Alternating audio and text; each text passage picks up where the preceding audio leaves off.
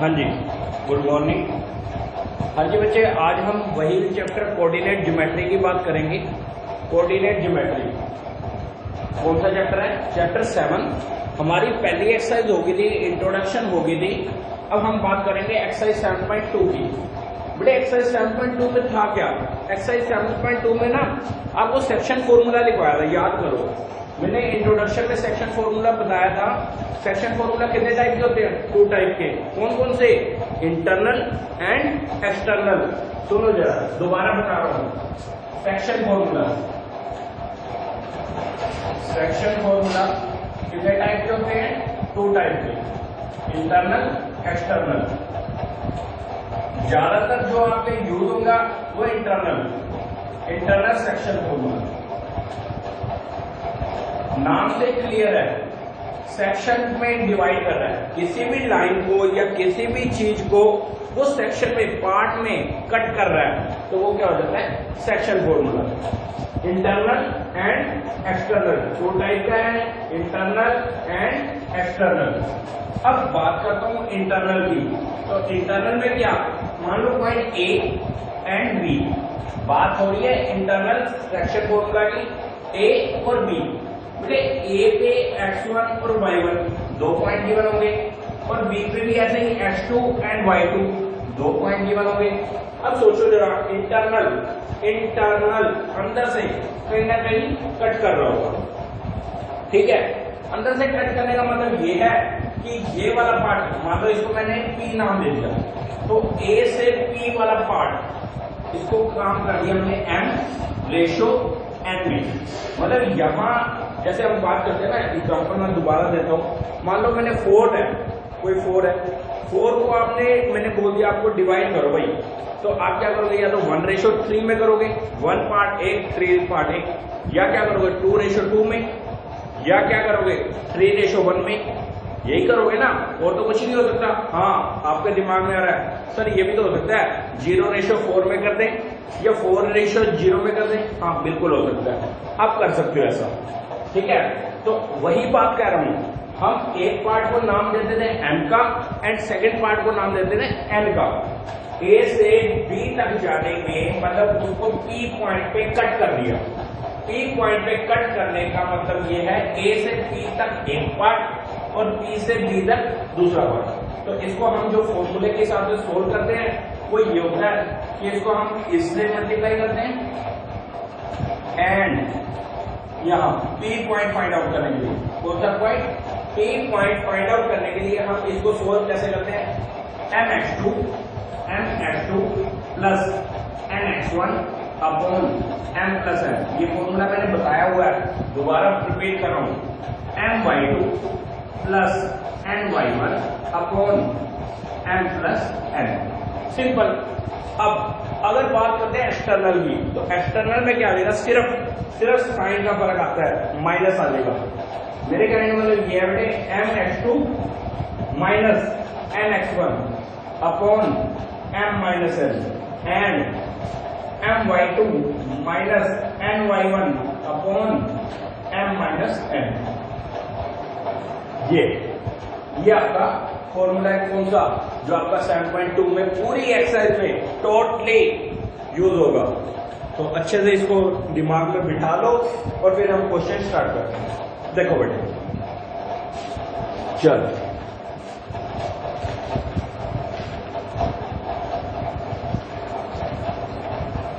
कुछ बच्चों ने तो फॉर्मूला देख के क्वेश्चन स्टार्ट भी कर दिया होंगे। हाँ भाई, फॉर्मूला पे वैल्यूज भी पुट करनी होती है और कुछ भी नहीं है, ठीक है। तो बस फिर हो जाओ शुरू, उठाओ बुक और करो क्वेश्चन। देखो फर्स्ट क्वेश्चन है। फर्स्ट क्वेश्चन में क्या कह रहा है? आपको कह रहा है find the coordinate of the point which divide the join of -1 7 4 -3 in ratio 2:3। बेटे वो कह रहा है एक पॉइंट नाम दिया हुआ है a, सेकेंड है b, ठीक है। इसकी वैल्यू है -1 और 7, और यहाँ b की वैल्यू है 4 -3। तो इसको कट कर रहा है ना किसी पॉइंट पे। पॉइंट है कोई भी अंदाजे से ले लो, ये पॉइंट है p नाम दे दो, ये कुछ भी। वो कह रहा है 2:3 में, इसमें 2:3 में। अब क्या करेंगे? देखो करेंगे वही, हमें क्या पता है सर जी ये m/n, कई बच्चे क्या बोलेंगे m1 m2, कोई दिक्कत नहीं है भैया, हमने वेरिएबल चेंज किया है, बाकी कोई पंगा नहीं है, ठीक है। m/n ले लो, m1/m2 ले लो, कोई दिक्कत नहीं है, वो आपकी इच्छा है, ठीक है। चलो हमने करना वैसे ही है, इसको मल्टीप्लाई इससे करेंगे, इसको मल्टीप्लाई इससे, अलग अलग कोऑर्डिनेट, मैं ये p नाम दिया हुआ है इसको p, तो p के कोऑर्डिनेट मतलब ये x1 y1 कुछ भी नाम दे दो, xy x1 y1 x2 y2 जो मर्जी, ठीक है। सोल्व कर रहे हैं, 3 into -1, 3 into -1 plus 4 into 2 upon 3 पहले लिखा ना, तो 3 पहले आएगा plus, and second 3 into 7 plus -3, मतलब यहां पे आ जाएगा -3 इंटू -1, 3 इंटू 7 और -3 इंटू 2, -3 इंटू 2, -3 इंटू 2 और 3 इंटू 7, ठीक है। पीछे वाली पहले हमने क्या उठाया, आगे वाली वैल्यू, फिर हम क्या करेंगे पीछे वाली वैल्यू, 2 3 प्लस 2, हमारा ये आंसर आ गया। देखो जरा यहाँ वैल्यू आएगी -3 प्लस 8 अपॉन 5 एंड 21 -6 अपॉन 5, तो बेटा यहाँ आइए 5 अपॉन 5, 5 अपॉन 5 8 पॉइंट, और यहाँ 21 - 6 15/5, इसको आप कट करना है, कट कर दो 3, यहाँ आ गया 1 एंड 3, तो आपका जो P पॉइंट है, P की पॉइंट की वैल्यू आ गई है 1 एंड 3, फाइनली आपका आंसर, ठीक है। चलो सेकंड क्वेश्चन पे बात करते हैं। सेकंड क्वेश्चन क्या कह रहा है आपको, सेकंड क्वेश्चन कहना चाह रहा है find the coordinate of the point of 3 segment of the line segment joining 4 -1 and -2 -3। चलो इसकी बात करते हैं। देखो A पॉइंट है, B पॉइंट है, बेटे A पॉइंट गिवन है, इन्होंने दिया हुआ है 4 -1 एंड -2 एंड -3, ये पॉइंट नहीं हुआ, लेकिन उन्होंने क्या दिया, जो ये पॉइंट है ना, जो ये लेंथ है, जो ये भी जितनी भी ये डिस्टेंस है, उसको 3 सेट का मतलब होता है 3 इक्वल पार्ट में तोड़ा गया है, 3 इक्वल पार्ट में तोड़ा गया है। इसका मतलब ये होगा कि मान लो कहीं ये टूटा हुआ और एक पार्ट ये, सोचो जरा, इक्वल इक्वल इक्वल, इसको कोई भी नाम दे देते हैं, P R कुछ भी। अच्छा सोच लो, अगर मैं 3 पार्ट को इक्वल इक्वल इक्वल कट करता हूं तो कितने पार्ट बनेंगे, मतलब मान लो 3 मीटर है आपके पास, 3 मीटर को मैं कह रहा हूं 3 हिस्सों में इक्वल इक्वल कट करो, तो आपके माइंड में आ ही जाएगा, समझदार हो, 1 1 1, राइट। जैसे 4 है, 4 को इक्वली 4 पार्ट में कट करना है, 4 को इक्वली 4 पार्ट में, तो आप क्या करोगे 1 1 1 1, या फिर मैं बोलता हूं 4 को इक्वली 2 पार्ट में कट करोगे, तो आप क्या करोगे 2 2, यही करोगे ना। तो यहाँ पे क्वेश्चन था, वो कह 3 इक्वल पार्ट में कट करो, तो बेटा 3 इक्वल पार्ट का मतलब ये हुआ 1:1 इक्वल है, तो ये भी जितना इसका हिस्सा होगा उतना ही इसका है, उतना ही इसका है, 1:1:1। अब सोचो, जब मुझे P पॉइंट निकालना होगा, जब मुझे यहाँ पे पॉइंट वैल्यू है x y, यहाँ पे आ गया x1 y, मान लो, तो जब मुझे x y की वैल्यू फाइंड आउट करनी होगी, जब मुझे P पॉइंट फाइंड आउट करना होगा, तो मेरे लिए ये वाली रेशो मायने रखेगी, इस वाली रेशो के लिए इतना पार्ट AP और इस तरफ कितना हो जाएगा BP, डबल हो जाएगा AP का, AP एक पार्ट है और P से लेकर B तक 2 पार्ट है, तो इसको जब आप सोचोगे ना, तो ये वाली रेशो काउंट नहीं होगी, 1:2 सोचो जरा बेटे, इधर 1 पार्ट है और इधर कितने पार्ट आ गए, 2 पार्ट, तो आप सोल्व करोगे 1:2 की फॉर्म में, समझे? जब आप R पॉइंट निकालोगे ना फिर आ जाएगा 2:1, 2:1। अब सोचो करते हैं जी, 4 into 2 plus 1 into -2 upon 1 plus 2। Okay, अब second 2 into -1 plus 1 into -2 upon 1 plus 2। लो, ये पॉइंट पता क्या है आपका? P point. P पॉइंट की वैल्यू क्या है आपकी? 8 - 2 अपॉन 3 एंड -2 -3 अपॉन 3। तो सोल्व करके बेटे क्या वैल्यू आई है? 5, 8 - 2 6 अपॉन 3 8 -5 अपॉन 3 8। आपका जो आंसर है ये आ गया 2। तो वैल्यू आई है 2 - 5/3। ये किसकी वैल्यू आई है? P पॉइंट की। अब हम निकालते हैं R पॉइंट। तो R पॉइंट के लिए क्या रेशो रहेगी? अब R पॉइंट को अगर सोचे ना तो बेटे इधर आ गई 2:1। ध्यान से सोचो इस चीज को, 1:1 था। जब मुझे P पॉइंट निकालना हुआ तो 1:2, क्योंकि इस तरफ 2 पार्ट आ गए। अब हम बात करें R की, तो इस तरफ आ गए 1 2, ये 2 पार्ट इस तरफ आ गए और 1 2:1 में सोल्व करेंगे। तो सिंपल ही सोल्व तो वैसे ही करना है। यहां आ जाएगा 1 into 4। इसको आप ऐसे सोल्व कर सकते हैं, इसको यहां रखो, इसको इसके अंदर रखो। 4 into 1 1 into 4 plus 2 into -2 upon 2 plus 1 1 point and 2 into -3 plus -1 into 1 upon 1 plus 2। Solve कर दो, वैल्यू आई 4 - 4 अपॉन 3 -6 -1 अपॉन 3। जब हमने सोल्व किया तो 1 पॉइंट आया 0, देखा है -7 अपॉन 3। ये 2 वैल्यू आ गई P और R। ये आपका 2 पार्ट में कट कर दिया। बेटा फर्स्ट क्वेश्चन था, सेकंड क्वेश्चन था, थर्ड क्वेश्चन ट्राई करना। थोड़ा सा कॉम्प्लिकेटेड है, अगले लेक्चर में मैं करवाऊंगा, लेकिन ट्राई आप जरूर करोगे। ऐसा नहीं कि आप ट्राई भी ना करो और फिर क्वेश्चन ना भाई कल सोल्यूशन मिल तो जाएगा ही, ऐसा मत करो बेटे। ठीक है, क्वेश्चन को ट्राई करो, जितना आप इसमें ट्राई करोगे उतना आप अच्छे हो जाओगे मैथ में। चलो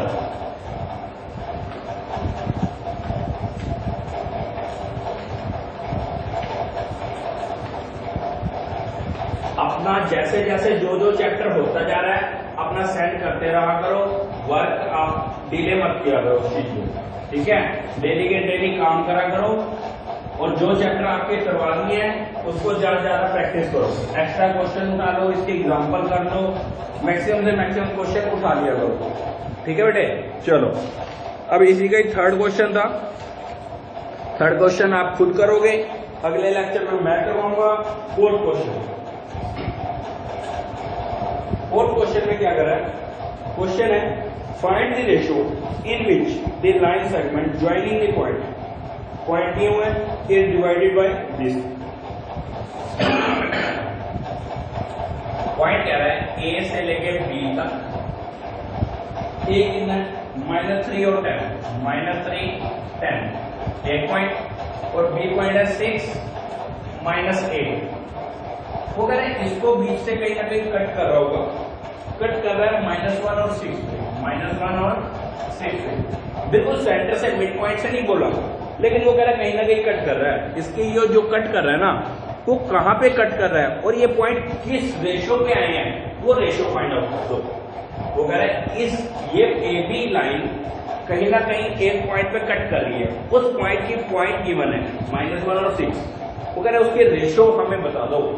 तो रेशो जब हमें फाइंड आउट करनी होती है ना तो हम अज्यूम कर लेते हैं, लेट कर लेते हैं K रेशो 1, K रेशो 1 अपने ही माइंड में कैलकुलेशन हम उसको अनदर वेरिएबल में कैलकुलेट कर लेते हैं। K रेशो 1 हमने सोच लिया, इमेजिन कर लिया। चलो अब हम इसको वैसे ही सोल्व करेंगे। K रेशो 1 की होंगे, देखना जरा। जब हम सोल्व करेंगे मल्टीप्लाई करेंगे 6K, 6 को हमने K से मल्टीप्लाई किया तो क्या है 6K प्लस 1 इंटू -3 सोचो जरा अपॉन k प्लस 1। क्लियर बेटे? कुछ नहीं किया, सिर्फ क्या हुआ m और n की जगह पे k रेशो 1 रखा। m की जगह पे k की वैल्यू आ रही है, जहां जहां हम m लगाते थे वहां k रख रहे हैं, और जहां जहां n लगाते थे वहां हम 1 रख रहे हैं। ठीक है, सोल्व वैसे ही कर रहे हैं नॉर्मल।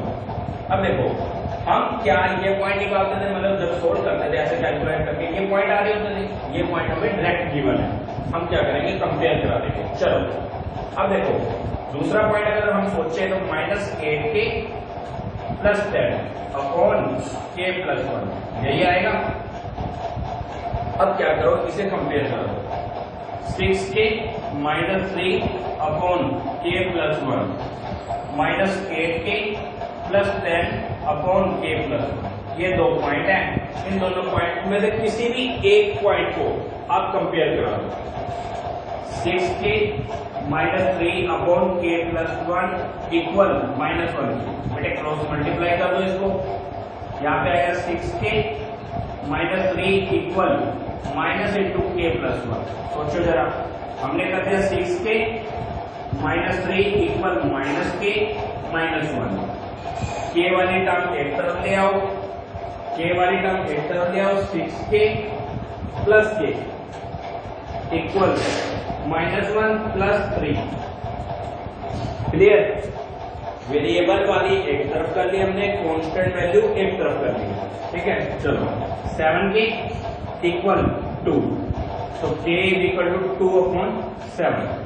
तो जो आपका फाइनली आंसर बना है वो हुआ है 2:7 की, 2:7।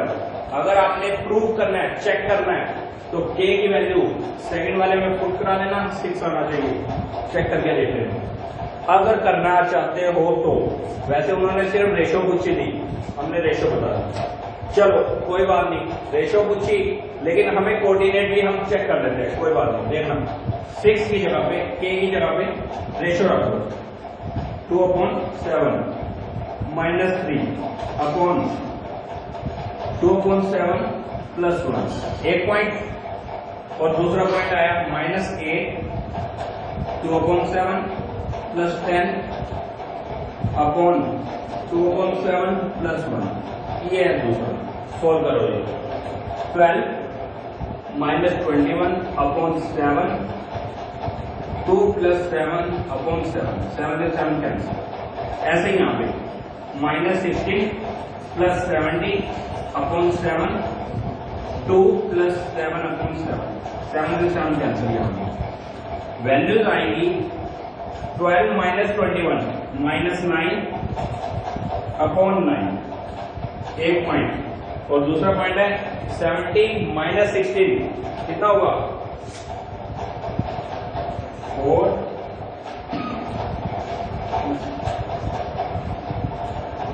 54 अपॉन 9। लो 1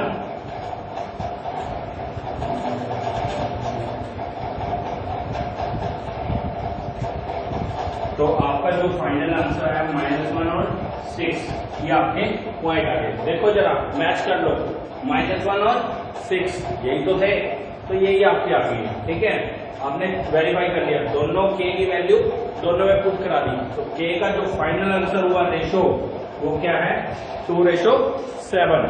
चलो ये था आपका 4th क्वेश्चन। अब हम बात करते हैं 5th क्वेश्चन की।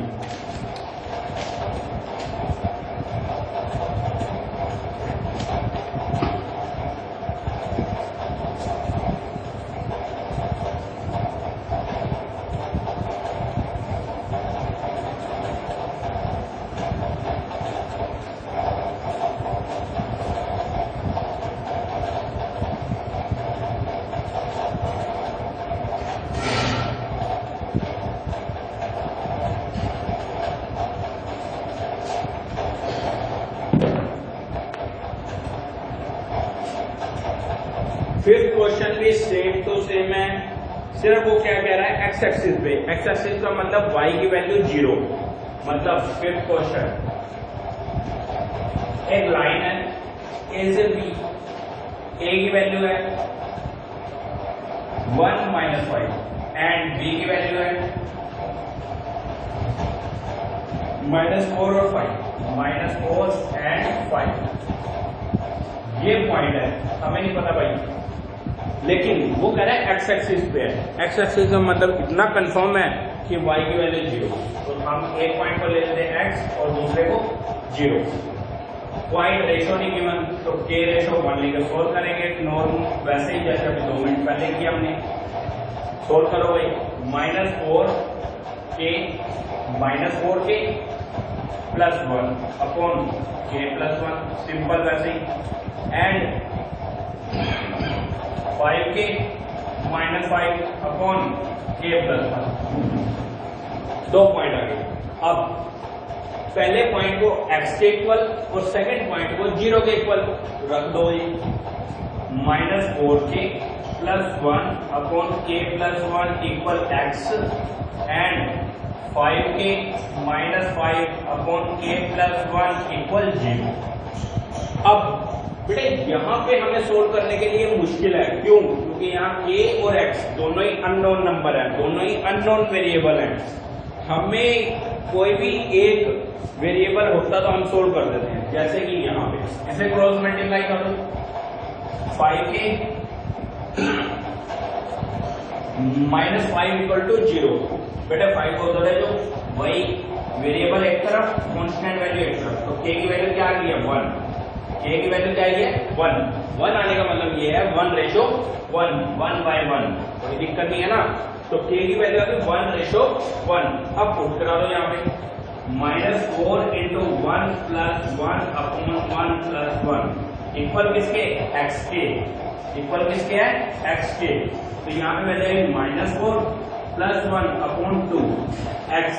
तो x की वैल्यू जो फाइनल बनी है वो आई है -3 अपॉन 2a, एंड सेकेंड में यहाँ पे अगर आप वैल्यू पुट कराते हो 1, तो -5 0, तो ये वाली वैल्यू क्या आएगी 0। तो ये आपका आंसर है। एक्स एक्सिस पे x की वैल्यू आएगी ना, y की तो 0 ही है, तो ये आपका आंसर आ गया। ठीक है जी, चलो हम बात करते हैं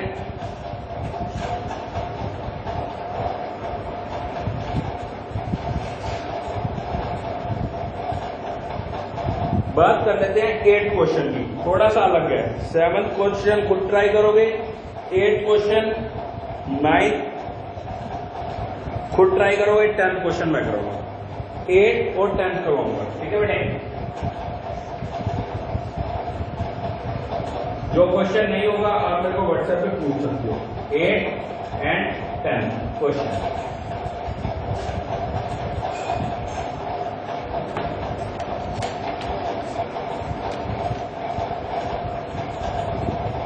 एट क्वेश्चन में क्या कह रहा है, 8 क्वेश्चन थोड़ा सा अलग है इन सब से।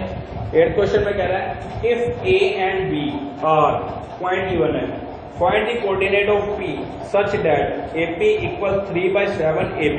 लो A B और कहीं ना कहीं ये आ रहा है वापस वही P। A पॉइंट गिवन है -2 एंड -2 और B पॉइंट आ रहा है 2 - 4 P पॉइंट हमें फाइंड आउट करना है। लेकिन वो कह रहा है AP इक्वल है 3/7 AB। AP इक्वल है 3/7 AB के। इसका मतलब ये हुआ, सोचना जरा, अपॉन में जब 7 आता है तो ये क्या आता है, रेशो का मल्टी ऐड होता है ना, मतलब 7 के अंदर 3 इंक्लूड है। अगर मैं इसको अगर सोच रहा हूं तो 3:4 सोच के देखना। जो ये 7 था, 7 को अगर मैं ब्रेक करता हूं तो वो किस फॉर्म में आएगा, 4 में, तो 3 + 4 इसी फॉर्म में तो आएगा। तो ये मतलब वही k+1 मतलब m+n, तो जो m+n है वो क्या है 7। चलो जी सॉल्व करो इसे। AP रखो, इसे सोल्व कर लोगे आप ऐसे, करो ट्राई करो बेटे इसमें। वही फॉर्मूला लगाओ, mx2 plus nx1 plus nx1। देखो अब क्वेश्चन में आ जाता है सर 3:4 हम डायरेक्ट कैसे लिखें, तो 3:4 में आप डायरेक्ट कैसे लिखोगे, आप ना इसे क्रॉस मल्टीप्लाई कर लो। इसके अपॉन में क्या है 1, आप क्या करो क्रॉस मल्टीप्लाई कर दो, तो यहाँ वैल्यू आएगी 7/3 इक्वल AB/AP। मान लो आपको नहीं पता ये क्या है, लेकिन आपको इतना तो पता है ना कि यहाँ पे 3/7 AB था, ठीक है। आपको इतना पता है कि ये वैल्यू 3/7 इस फॉर्म में आ गई।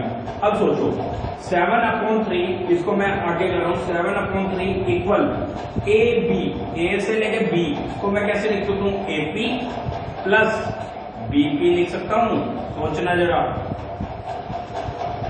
A से P प्लस P से B, मैं उसको ब्रेक करके लिख रहा हूँ, तो 7/3 इक्वल AP/AP 1 प्लस BP/AP अलग कर दूंगा। बेटे क्या होगा, AP से AP कैंसिल होगा, 1 आ गया। इसको मैं अगर सोल्व करता हूं तो 7/3 इक्वल 1 प्लस BP/AP। क्लियर। 1 को क्या करोगे, एक तरफ ले आओगे।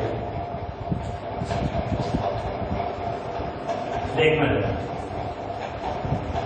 मैं वहां तक पहुंचा रहा हूं कि कहां 3:4 हम कैसे आगे सोल्व कैसे करेंगे, डायरेक्ट तो नहीं करेंगे ना, तो हम क्या करेंगे 7/3 माइनस 1 इक्वल BP/AP।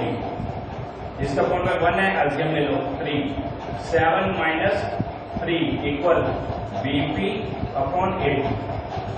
तो बेटे 4/3 इक्वल BP/AP। क्या आ गया 4:3, तो वही आ गई ना। AP को अगर आप ऐसे ले AP/BP, तो BP से लेके B तक की वैल्यू क्या आ गया 4 और इसकी वैल्यू क्या आ गया 3। क्लियर। अब आप नॉर्मल वैसे क्वेश्चन करोगे, ये था थोड़ा सा चेंज, इसीलिए मैंने 8 क्वेश्चन करवाया आपको कि ये चेंज बताने के लिए। बाकी आगे तो फिर वैसे ही आपने करना है, पॉइंट निकालना है, एक P पॉइंट निकालने के लिए मतलब x और y। क्या करोगे 2 × 3 प्लस 4 × -2 1/3 प्लस 4, एक पॉइंट आ गया x की वैल्यू, एंड 4 × -2 प्लस 3 × -4/3 प्लस 4, ये पॉइंट आ जाएगा। 3 × 2 6 -8/7 -8 -12/7 सोल्व कर दो, वैल्यू आई है -2/7 8 एंड -20/7 8। ये आपका आंसर।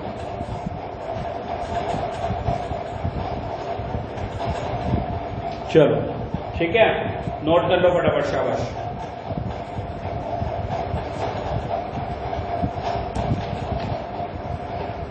टेंथ क्वेश्चन 10 की बात करते हैं।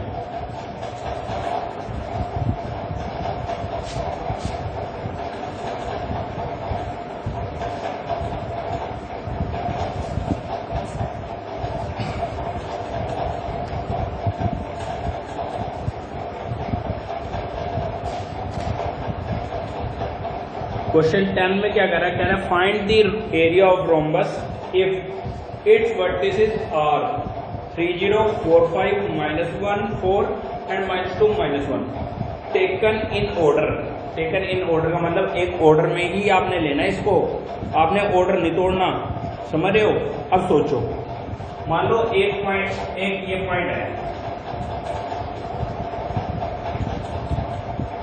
A B C D, order में चल रहा है। मान लो ए पहला पॉइंट ए ले लो ना 3 0, तो दूसरा बी इसी को लोगे। अब इसको नहीं करोगे कि यहाँ 3 0 ये 4 5, ऐसे नहीं करोगे, समझ रहे हो।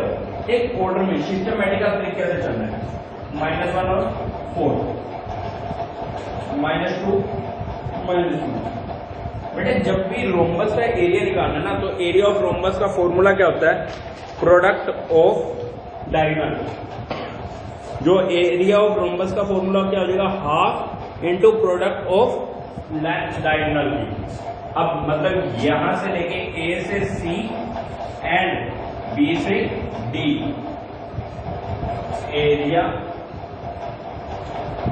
Of rhombus, area of rhombus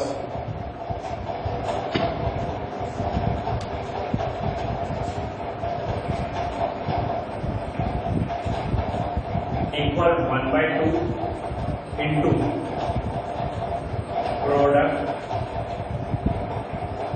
of length diagonal मतलब 1/2 इंटू AC इंटू BD। अब ये कैसे निकाल लेंगे जी? बेटे पिछली एक्सरसाइज में डिस्टेंस फॉर्मूला नहीं करवाया, बस फिर डिस्टेंस निकाल दो। AC इक्वल A से C तक पॉइंट बनाएंगे 3, 0, 1 A point and C point है -1 एंड 4, -1 4। चलो AC के लिए -1 -3 का होल स्क्वायर प्लस 4 -0 का होल स्क्वायर। जब हम सोल्व करेंगे तो -4 का स्क्वायर प्लस 4 का स्क्वायर, यहाँ पे वैल्यू आएगी 16 प्लस 16 इक्वल 32। ठीक है, अब ऐसे ही आप निकालो BD का, BD इक्वल रूट, जब BD निकालोगे तो क्या आएगा -2 -4 -2 -4 का होल स्क्वायर प्लस -1 -5 का होल स्क्वायर। सोचो जरा, यहाँ पे वैल्यू आएगी -6 का होल स्क्वायर प्लस -6 का स्क्वायर। बेटे यहाँ पे वैल्यू आएगी 36 प्लस 36 इक्वल 72। यही आइए। अब क्या करोगे, इसको वैल्यू पुट करा दो। यहाँ पे 1/2, यहाँ पे AC की वैल्यू और BD की 1/2 इंटू √32 इंटू √72। यही आई है। देखना जरा, थोड़ा सा मैं और डिटेल में बड़ा करूँ, इसको साफ कर दूं। चलो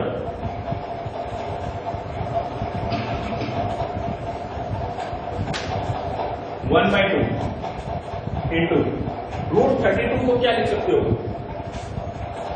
4√2। सोचो ना, 4 इंटू 4 इंटू 2 32, तो 4 इंटू 4 रूट से बाहर आएगा तो अकेला 4 बचता है। ऐसे ही इंटू 6√2। क्लियर, ये 2 से ये 4 कैंसिल होगा। 2 मतलब यहाँ पे आएगा 2√2 इंटू 6√2। बेटे ये क्या आई, 6 इंटू 2 12 इंटू 2 24 आपका आंसर है। 24 स्क्वायर यूनिट, 24 स्क्वायर यूनिट। चलो ठीक है बेटे, ये आपकी एक्सरसाइज 7.2 कंप्लीट होगी। आप इसको अच्छे से करो। 7.3 एंड जो भी क्वेश्चन के आपके डाउट्स होंगे आप मेरे को व्हाट्सएप कर दो, आपके डाउट क्लियर कर देंगे। ठीक है बेटा, थैंक यू।